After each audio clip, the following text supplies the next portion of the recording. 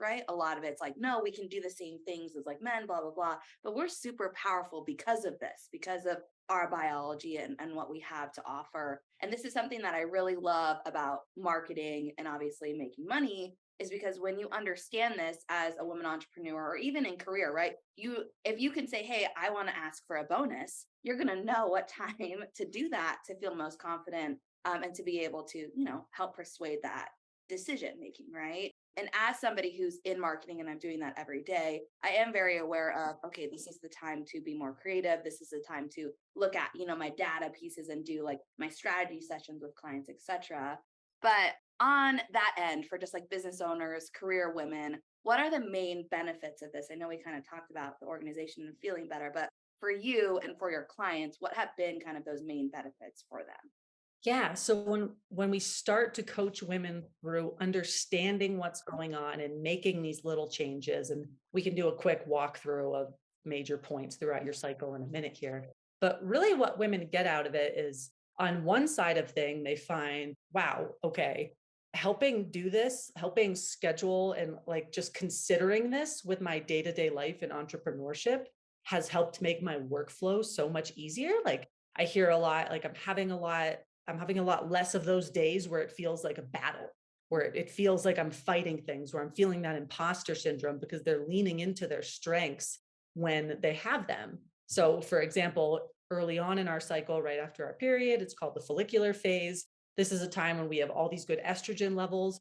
We're really good at being creative and big dreamers and thinking about bigger picture things at this point in time. So, when we're talking about marketing and stuff, rather than just saying, okay, the first day of every month, I'm going to, January 1st, February 1st, I'm going to do my content planning. See if you can time that with your cycle for like right after your period ends, because really that's when your brain is firing on all cylinders to do this. Whereas later in our cycle, in the couple days leading up to our period, that late luteal phase, all of our hormones are bottoming out. We're getting low estrogen, low progesterone. We're seeing a spike in the stress hormone cortisol.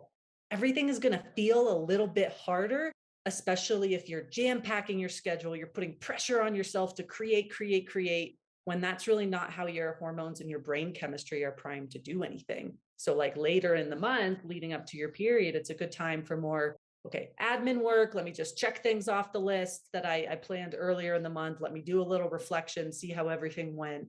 So really getting like that mental freedom back is a big thing for women. And, I know we're also talking about income on this show. Well, it is a lot easier to make money and to get clients when you show up as your best self every day.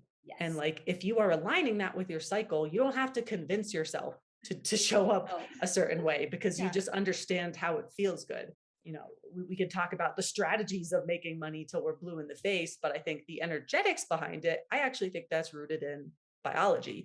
And I Mhm. think the women who are out there crushing it, doing it, when they're talking about the energetics around it, whether they know it or not, they are showing up doing that in alignment with their cycle. Yeah. No, and I 100% agree with that because when you feel there are days, right? And I think of business, right? There's components of business, right? There's Right. marketing, there's like financial, there's sales. And then I would probably say there's like getting the work done, right? That you're Right. selling.